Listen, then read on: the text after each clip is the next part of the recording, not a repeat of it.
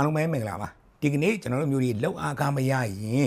ဘယ်အဖွဲ့အစည်းကိုမှတိုင်စရာမလိုပဲနဲ့ဘယ်သူ့ကိုမှလည်းအားကိုးစရာမလိုပဲနဲ့ကိုယ့်ဟာကိုယ်ဘယ်လိုသွားတိုင်မလဲဆိုတာကိုဒီနေ့ရှင်းပြပေးမှာဖြစ်ပါတယ်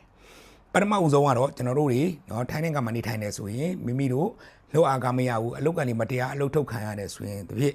နော်နောက်ပြီးတော့ OD တွေအပြေအဝမရတာနော်အလုပ်သမားပြဿနာတွေမှန်သမျှအားလုံးကိုပေါ့နော်အလုပ်သမားကာကွယ်စောက်ရှောက်ရေးလို့ခေါ်တဲ့ Sawadikan Kumkhonlengan ကိုကျွန်တော်တို့သွားပြီးတော့တိုင်ကြားရမှာဖြစ်ပါတယ်အဲ့တော့ကိုဘာတွေပြင်ဆင်သွားရမလဲဆိုတော့ကိုမှဆာရွက်ဆန်နိုင်ရှိတာလေးကိုပြင်ဆင်သွားရမယ်ဟိုမှာနေလေးတင်ထားတယ်ဆိုရင်လည်းနေလေးပေါ့ဗျာနော်ပေါ်တော်တွေရပြီဆိုရင်လည်းပေါ်တော်တွေရပြီပြီးတော့လည်းစာအုပ်တွေပေါ့နော်တက်တန်တိုးနေစေပဲဖြစ်ဖြစ်တက်တန် MOU တွေပဲဖြစ်ဖြစ်ဘလို့အလုပ်သမားတွေပဲဖြစ်ဖြစ်ကိုမှရှိတဲ့ဆာရွက်ဆန်နိုင်တွေကိုပြင်ဆင်သွားရမယ်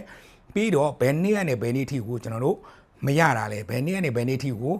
OD မရတာလဲအလုပ်သမားအခွင့်အရေးချိုးပေါက်ခံရတာလဲဆိုတာ ਨੇ ပတ်သက်ပြီးတော့ကျွန်တော်တို့အနောက်ဆုတ်ပြီးတော့နောက်ထပ်2နှစ်ကိုကျွန်တော်တို့နောက်ဆုတ်ပြီးတော့တိုင်ကြားလို့ရတာဖြစ်ပါတယ်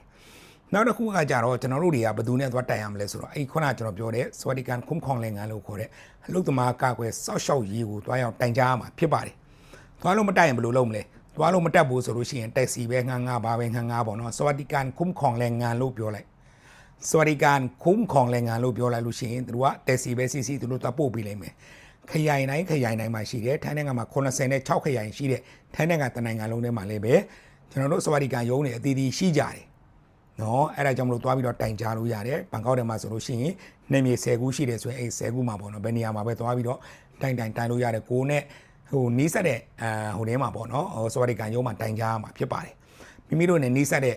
ဟို Sawadikan ရုံးမှာတိုင်ကြားတဲ့အခါမှာဘာတွေကိုခုနပြောသလိုပေါ့ဇာရွက်ဆန္ဒတွေယူသွားမယ်ယူသွားပြီးလို့ရှိရင်မိမိတို့ကနေပြီးတော့ထိုင်းလို့ပြောမတတ်ဘူးဆိုဘယ်လိုလုပ်မလဲအဲ့တော့တချို့သောနေရာတွေဥပမာစမုပကန်တို့စမုစာခွန်တို့မဟာချိုင်တို့နခေါပထုံတို့နော်ပထုံဌာနီတို့နော်ရွှေပြန်လို့သမားတွေအများစုနေတဲ့နေရာတွေဆိုလို့ရှိရင် Sawadikan ရုံးတွေမှာသူတို့ဘာသာပြန်တွေရှိတယ်စကားပြန်တွေရှိတယ်အဲ့တော့ဒါကမှအားမရသေးဘူးဆိုရင်တော့ကိုလူပဲကိုခေါ်သွားခြင်းတယ်ဒါမှမဟုတ်ဟိုဘယ်လိုပြောမလဲစကားပြန်လေးကိုပေါ့နော်ကိုကကိုပဲငှားသွားမယ်ဆိုရင်ငှားလို့ရတယ်ကိုအချင်းချင်းနဲ့အကူညီလေးတောင်းပြီးတော့ကိုကြီးညီကျွန်တော်ဟို100လောက်ကူညီပေးပါဗျာလောက်အားကမရတော့ကျွန်တော်သွားတိုင်မလို့ပေါ့နော်ကျွန်တော်ဟိုအဖော်ပြလိုက်ပေးပါအချိန်ကုန်ကလေးကျွန်တော်ပေးပါမယ်တနေ့စာကျွန်တော်ဘယ်လောက်ပေးပါမယ်သူတို့ခေါ်ပြီးတော့ခေါ်သွားလို့လည်းရတယ်နော်ဒါမှမဟုတ်ဘူးအလုပ်သမားအဖွဲ့အစည်းမှလိုအပ်တယ်ဒါပဲအဖွဲ့အစည်းကိုသွားပြီးတိုင်မှရမယ်ဆိုလို့ရှိရင်တော့ဒါတကယ်တမ်းကြတော့တိုင်တဲ့အခါမှာအကူအညီတောင်းတဲ့အခါမှာသူတို့တွေကအမှုတွေအများကြီးရင်ဆိုင်နေရတဲ့အခါကျတော့ကိုယ့်အကူသွားတာပို့ပြီးတော့ကောင်းတယ်နော်ဒါမှကိုတယောက်သွားလိုက်ပြီးလို့โอเคအဆင်ပြေသွားတယ်ဆိုရင်နောက်လူတွေကိုလည်းကိုကပြန်လဲပြီးတော့အကြံပြုလို့ရသွားတာပေါ့ဟောဒီလိုသွားရတယ်ဒီလိုလုပ်ရတယ်ဆိုတော့ကိုယ်တိုင်ရင်ဆိုင်ခဲ့ရပြီးကိုယ်တိုင်သွားပြီးတော့ဖြည့်ရှင်းခဲ့ပြီးဆိုတဲ့ခါတော့နောက်ထပ်လူတွေကပေါ်လာတာပေါ့ခုကနည်းနည်းဖြစ်လို့ရှိရင်အလုပ်သမားရေးကူညီပေးတဲ့အဖွဲ့အစည်းကူညီတောင်းတဲ့ဟိုမှာလည်းဒီလူတွေပါမရမယ်ဒီလူတွေပါမရမယ်ဆိုတဲ့ခါကျတော့တခါတလေကျကိုလှုပ်လို့ရရတာနဲ့မလှုပ်တဲ့လူတွေအတွက်ကိုတော့အဆင်မပြေဘူးနော်ထိုင်းနိုင်ငံမှာလူအများစုရှိတယ်လူတန်းပေါင်း4-5 သန်းလောက်ရှိတယ်ပေါ့နော်ခန့်မှန်းခြေကပြောနေကြတာဖြစ်တယ်အဲ့တော့အလုပ်သမားတွေအားလုံးကိုတယောက်ချင်းစီကိုဘယ်သူမှသွားပြီးကူညီနိုင်မှာမဟုတ်ဘူး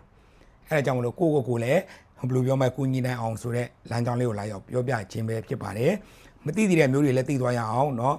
ပြန်လည်မျှဝေပေးခြင်းလည်းကူညီနိုင်တယ်လောက်အားကမရပဲသွားရမလဲ Sawadikan Kumkhonlengan ကိုသွားမယ်ထိုင်းလို့မတက်ဘူးဆိုရင်ထိုင်းလို့တက်တဲ့လူတယောက်ပါခေါ်သွားမယ်ပို့ပြီးတော့ကောင်းတယ်เนาะအဲ့ဒါလေးပဲသွားပြီးတော့တိုင်ကြားရုံနဲ့ပဲမိမိတို့ရဲ့လောက်အားကားတွေမိမိတို့ရဲ့ဟိုအလုပ်သမားခွင့်ရည်တွေပြန်လည်ရရှိကြမှာဖြစ်ပါတယ်မျိုးတွေအားလုံးကံကောင်းကြပါစေအချင်းချင်းပြန်လည်မျှဝေပေးခြင်းအပြင်လဲထပ်မံပြီးတော့ကူညီပေးပါလို့ဆက်လက်ပြီးတော့ကျွန်တော်တိုက်တွန်းလိုပါတယ်အားလုံးပဲမင်္ဂလာပါဗျ